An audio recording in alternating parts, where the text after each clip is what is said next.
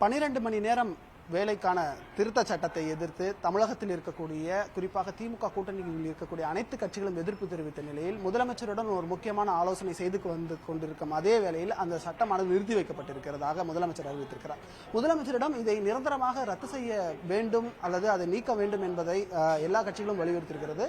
Marxist communist கட்சியின் மாநில செயலாளர் கே பாலகிருஷ்ணன் நம்முடைய இணைந்திருக்கிறார். என்ன சொன்னார் சிஎம்? ஏன்னா கடுமையான போராட்டங்கள் 2-3 நாள் பல இடங்கள்ல கைது அந்த மாதிரி நடவடிக்கை எல்லாமே பார்த்தோம்.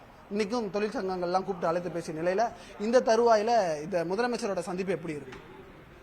இல்ல, நாங்க இன்னைக்கு முதலமைச்சரை நேற்று மாலை தான் தொடர்பு கொண்டு நீங்க உடனடியாக நாங்க சந்திக்கணும், இது ஒரு மிக முக்கியமான பிரச்சனையா மாறி இருக்கிற சூழ்நிலையில் சட்டமன்றத்தில் சிபிஎம், சிபிஐ, மதிமுக, தமிழக வாழ்வுரிமை கட்சி, விடுதலை சிறுத்தை கட்சி, காங்கிரஸ் உள்ளிட்ட எல்லா கட்சிகளும் நாங்க எதிர்ப்பு தெரிவிச்சிருக்கிறோம். அதையும் மீறி இப்ப நீங்க சட்டத்தை நிறைவேற்றிருக்கீங்க. ஆகவே நாங்கள் கட்சி தலைவர்கள்ங்கிற முறையில் உங்களை பார்க்க வேண்டிய அவசியம் இருக்குன்னு சொன்னோம். இன்னைக்கு மாலை 7 மணிக்கு வாங்கன்னு சொன்னார். அந்த அடிப்படையில் நாங்கள் மாலை 7 மணிக்கு வந்தோம். இதுக்கிடையில் அரசாங்கமே இன்னைக்கு மாலையில் தொழிற்சங்க தலைவருடைய கூட்டத்தெல்லாம் நடத்தியிருக்காங்க. அதில் தொழிற்சங்க தலைவர்கள் இந்த சட்டம் நிறைவேற்றுவதனால என்னென்ன பாதிப்பு ஏற்படும் என்பதை முழுமையாக விளக்கியிருக்காங்க. அரசு ஒரு இன்னைக்கு இருக்கிற சூழ்நிலையில் வேலை வாய்ப்பு கொடுக்கணும், அதுக்காக வெளிநாட்டு மூலதனத்தை ஈர்க்கணும் அப்படிங்கிறதுக்காக இந்த அமெண்ட்மெண்ட்டை கொண்டு வந்திருக்கிறோம் அப்படின்னு தான் அவங்க சொன்னாங்க. எதிர்காலத்தில் நமக்கு இளைஞர்களுக்கு வேலை கிடைக்கணுமே, தொழில் வளர்ச்சி இல்லாமல் போயிருமே, நம்ம கொடுத்த வாக்குறுதியை நிறைவேற்ற வேண்டுமேங்கிற மாதிரி தான் அவங்க சொன்னாங்க. நாங்கள் சொன்ன உங்களோட எல்லா விதத்திலையும் உடன்படுறோம்.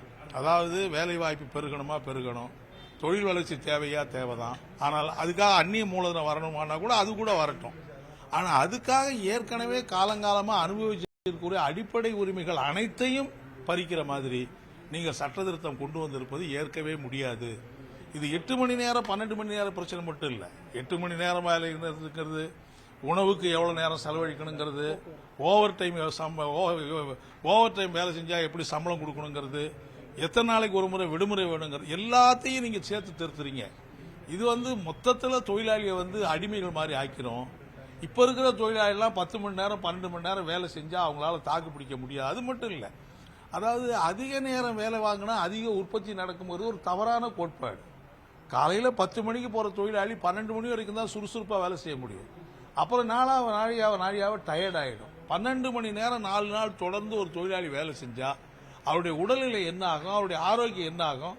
இப்ப நீங்க பாத்தீங்கன்னா ஐடி கம்பெனிலாம் 30 வயசு 35 வயசு ஆகிறவனா பல பேர் இல்லாம அதோட வீட்டுக்கு அனுப்பிச்சிடுறாங்க. அந்த மாதிரி போயிடும். ஏதோ மாம்பழத்தை உறிஞ்சி எடுத்துட்டு சப்பையை தூக்கி வெளியெடுக்கிற மாதிரி எரிஞ்சிட்டு போயிடுவாங்க. ஆகவே தொழிலாளிகளுடைய உடல்நல பாதிக்கிறது மட்டும் இல்ல, குடும்பத்திலேயே நிறைய பிரச்சனைகள் வரும். 12 மணி நேரம் இங்க வீட்டுக்கு போய் அவர் எந்த நேரத்தை செலவு பண்ணுவாரு, குழந்தைகளை என்ன பார்ப்பாரு. எனவே குடும்ப சூழல் உட்பட கடுமையான பாதிக்கும் என்பதையெல்லாம் நம்ம எடுத்து சொல்லியிருக்கோம். ஆகவே இது நல்ல இது இல்லை. இதை நீங்க நல்ல வேலை இப்ப நீங்க நிறுத்தி வச்சிருக்கீங்க, அதுக்கு எங்களுடைய நன்றியை தெரிவிச்சிருக்கிறோம். ஆனா அதே சமயத்தில் இது மீண்டும் கொண்டு வர்ற மாதிரியோ மற்றது மாதிரியோ இல்லாம இது நிரந்தரமா நீங்க வித்ட்ரா பண்றதுக்கான நடவடிக்கை எடுக்கணுங்கிறத வற்புறுத்தி இருக்கிறோம். நாங்க பாக்குறோம் அப்படின்னு ஒரு சொல்லியிருக்கோம். அரசு இதுல ஏதேனும் உள்நோக்கம் கற்பிக்கும் வகையில் இருக்குதுன்னு எதிர்கட்சிகளே பல இடங்கள்ல எல்லாம் சொல்லியிருந்து விமர்சனங்கள் எல்லாம் கேட்டிருந்தோம் இந்த விவகாரத்தை பொறுத்தவரை. ஏன்னா பல தொழில் நிறுவனங்களை ஊக்குவிப்பதற்காகவோ இல்ல அந்த தொழில் நிறுவனங்கள் வளர்ச்சி செய்வதற்காகவோ இந்த மாதிரி பணிகளை மேற்கொள்றாங்க அப்படின்ற ஒரு குற்றச்சாட்டு இருந்தது. முதலமைச்சர் கூட இதெல்லாமே பத்தியும் பேசியிருப்பாங்க. இல்ல, அதாவது ஒரு உள்நோக்கத்தோடு இல்ல. கவர்மெண்ட்டுக்கு இன்னைக்கு மாநில அரசுகள் எல்லா மாநிலங்களிலுமே மாநில அரசுகள் தன்னுடைய நிதி ஆதாரத்தை வச்சு தொழில் துவங்க முடியாது. மத்திய அரசு தொழில் துவங்குற நிலையில இல்ல. அப்ப இன்னைக்கு தமிழ்நாட்டில் மட்டும் இல்ல பல மாநிலங்கள்ல தொழில் வளரணும்னா கார்பரேட் நிறுவனங்களை நம்பித்தான் தொழில் வளர்ச்சி ஏற்படணுங்கிற கட்டாயம் போச்சு. இது நம்ம விரும்புறோமோ இல்லையோ அதுதான் இன்னைக்கு இருக்க யதார்த்தமான சூழ்நிலை. அதுல பல மாநிலங்கள் போட்டி போட்டுக்கிட்டு நாங்க இந்த சலுகை தரோம், அந்த சலுகை தரோம், அப்படி பண்றோம், இப்படி பண்றோம், நீங்க எங்க நாட்டுக்கு வாங்க, மாநிலத்துக்கு வாங்கன்னு ஏகப்பட்ட தொழில் மூலதனத்தை இழுத்துட்டு போறாங்க. சோ அந்த ஒரு நிர்பந்தத்தின் காரணமா தமிழக அரசு இதனுடைய எதிர் விளைவுகள் என்னங்கறத பத்தி கொஞ்சம் ஆழ்ந்து யோசிக்காம இதை அறிமுகப்படுத்தியிருக்காங்க, நிறைவேற்றிருக்காங்க. அவங்களுடைய நோக்கம் நல்லதா இருக்கலாம். ஆனா பயன்படுத்தி இந்த அமெண்ட்மெண்ட், இந்த திருத்த சட்டம் காட்டக்கூடிய இதெல்லாம் பார்த்தா ரொம்ப ஆபத்தானது.